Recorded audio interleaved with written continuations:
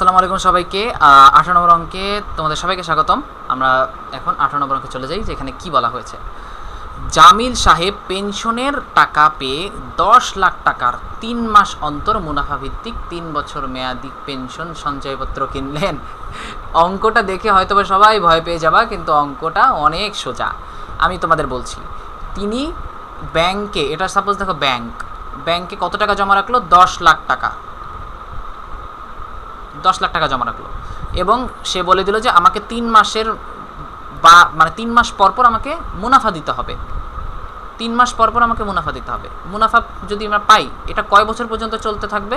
3 বছর পর্যন্ত। তো 3 বছর পর্যন্ত সঞ্চয়পত্র, মেয়াদ, এগুলো হাবিজাবি, এগুলো অনেক ওয়ার্ড ইউজ করা হয়েছে, সেগুলো তোমার পাত্তা দিতে হবে না। তুমি জাস্ট দেখবে যে তোমার ইনফরমেশন এখানে কি কি দেওয়া আছে, ঠিক আছে? তো আমি পি এর মান যেহেতু আমাদের দেওয়া আছে, তো আমি কিন্তু অনেক ইজিলি অঙ্কটা করতে পারবো এবং সেখানে কত বছর পরপর মুনাফা দিবে সেটাও আমরা বের করতে পারবো। যেমন মূলধনের মান কত? পি ইকুয়াল টু 10 লাখ, তাহলে কত? এই যে 10 লক্ষ টাকা হয়েছে।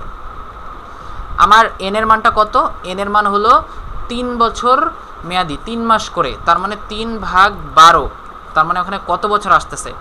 1/4 বছর, ঠিক আছে? 3 মাস করে যেহেতু পাচ্ছি, তাহলে সময়টা 3 মাস, সেই মাসটাকে আমরা বছরে কনভার্ট করতেছি।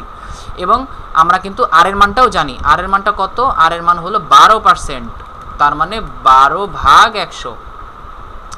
তাহলে তিনি প্রথম কিস্তিতে প্রথম 3 মাস পর কত মুনাফা পাবেন? প্রথম 3 মাসে, অর্থাৎ যখন আমাদের 3 মাস হয়ে যাবে, অর্থাৎ এই যে 1/4 বছরে মুনাফার মানটা কত, সেটাই আমাদের বের করতে হবে। আমরা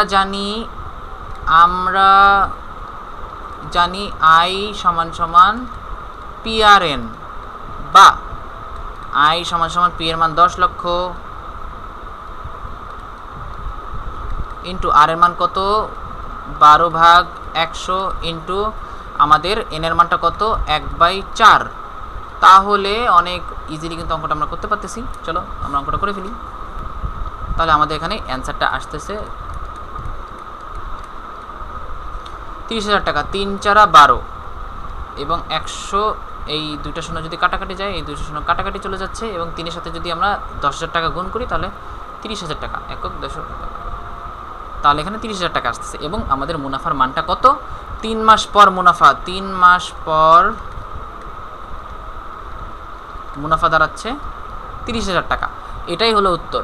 আমাদের এখানে এটাই চেয়েছে যে 3 মাস পর মুনাফাটা কত, সেটাই আমাদের কিন্তু বের করতে বলেছে, ঠিক আছে? তো এটা ছিল আমাদের 2.1-এর 18 নম্বর অঙ্ক। এরপর 19 এবং 20 নম্বর অঙ্ক কিন্তু দুইটা সৃজনশীল। আমরা পরবর্তী ভিডিওতে কিন্তু সৃজনশীল প্রশ্ন সলভ করব। দুইটা আলাদা আলাদা ভিডিওতে দুইটা আলাদা আলাদাভাবে সৃজনশীল সলভ করা হবে। তো এই 18 নম্বর পর্যন্ত ভিডিও দেখে ভালো মতো অঙ্কগুলো করবে। আশা করি তোমরা সবাই উপকৃত হবে। যদি কোনো কিছু না বুঝে থাকো, তাহলে অবশ্যই কিন্তু কমেন্টে তোমরা জানাবে।